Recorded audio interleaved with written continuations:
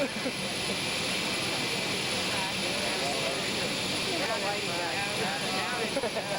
struck a light for you. Nice hands.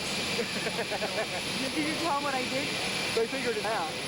That was nice. That was They good. were sleeping at the touching every time I came without waking them up. I did that. That's pretty good.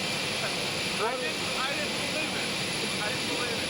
They're both Until I looked. a couple calls on here. Heads up.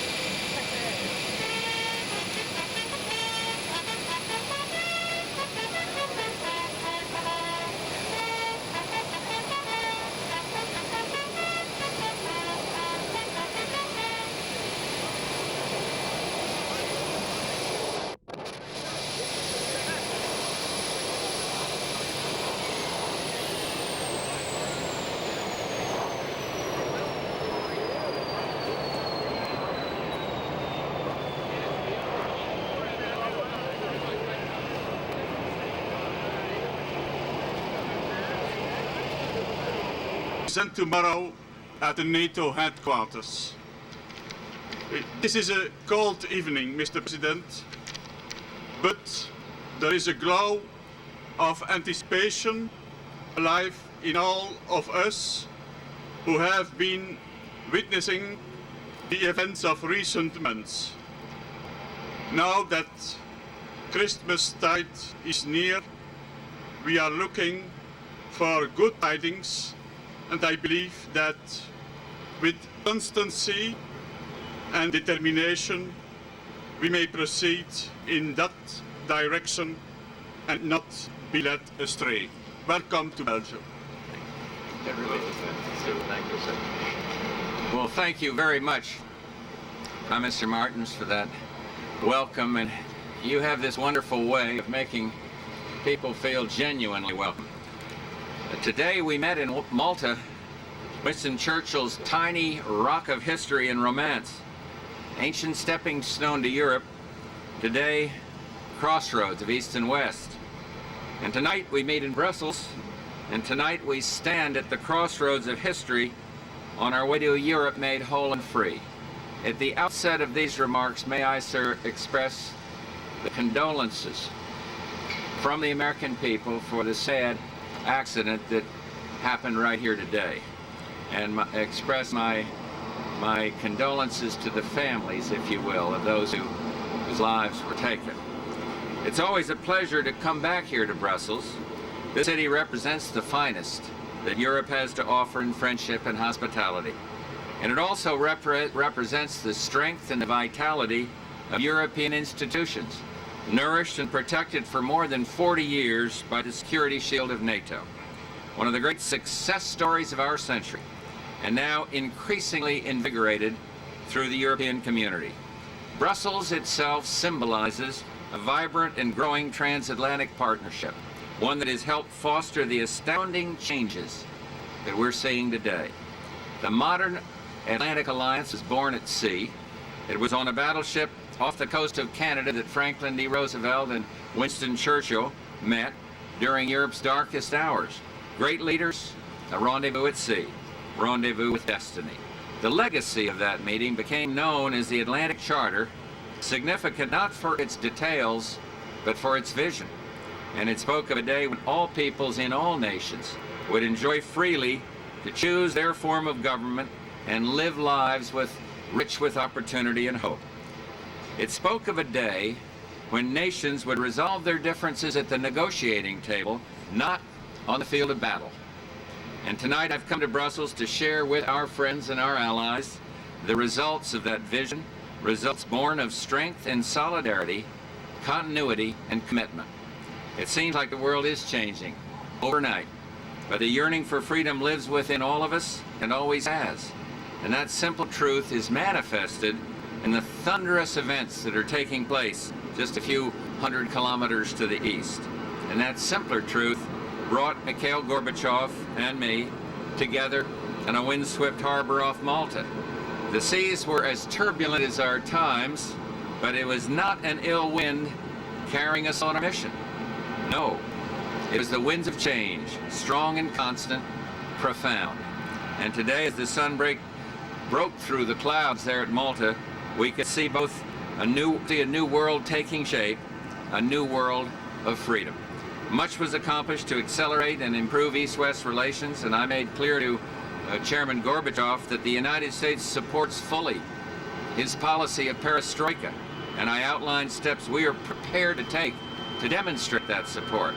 Much remains to be done, but none of these positive developments that we are seeing, nor the steps that I have laid out with the Soviet Union, would be possible without the enduring foundation of the North Atlantic Alliance. For 40 years, NATO has depended on our democratic way of life, defended it, and by protecting freedom for the peoples of the West, it has held out the hope of a better future for the peoples of the East. Here in Brussels, just 6 months ago, we pledged again as allies to work together to end the division of Europe. And we now stand at the threshold of making that dream a reality. Europe is in the midst of the most profound transformation in 4 decades. Now more than ever, this alliance of free nations remains the bedrock of peaceful change in Europe. And that is what I will be discussing with my NATO colleagues tomorrow. I'm sure they will agree with that. It's an exciting time for the alliance, for America, and for Europe. Thank you again, Mr. Prime Minister, and God bless you and the wonderful people of Belgium.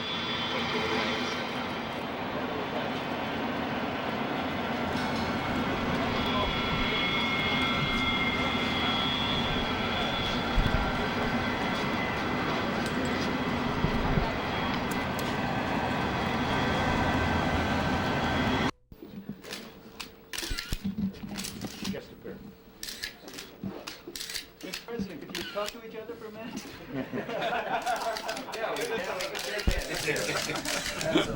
Thank you very much. How do you like that fire? Very And cool. land. Very cool. Dry land. Dry land. You still feel like you're at sea? You know the premise? The sides are inside.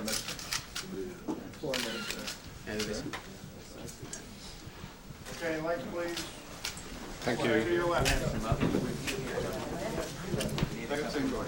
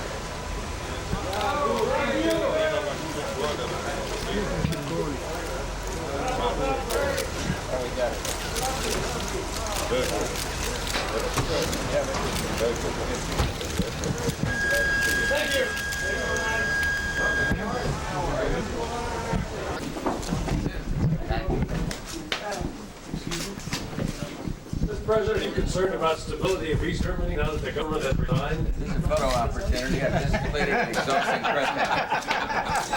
That was for old times. Chancellor Kohl, is the world a better place since last you saw the president? Die Welt jetzt ein besserer Platz seit Ja. dem letzten Besuch. I think so. Alan Thomas from the UP, United States. Yeah, I think so. Mr. President, did you and Mr. Gorbachev see eye to eye on the issue of German reunification?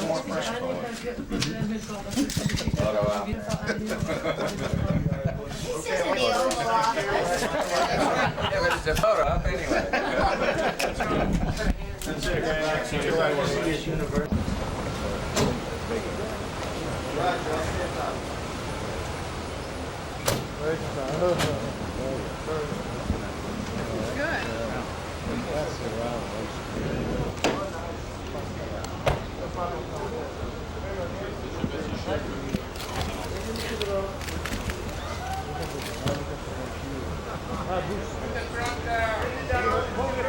Move the cap, please.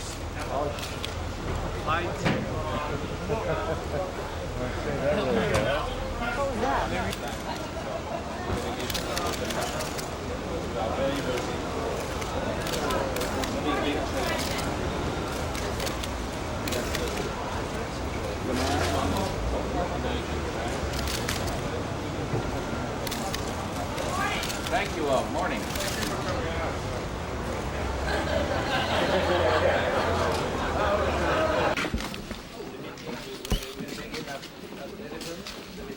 Can you come over a little bit so I can get it? 10:30. 10:30. Does that meeting start on time? Barely? I hope they will. Remember the United Nations go up there and they never start on time. It's amazing thing. What's normally hour and a half. What's your theme of the message to the Allies today, sir? Couple more frames, please. What are you gonna tell the Allies today, sir? Okay, lights. Mr. President, do you have any reaction to the events in East Germany? I'll tell you what I told the Allies. Yeah, we call lights. That's right. Okay. Thank you.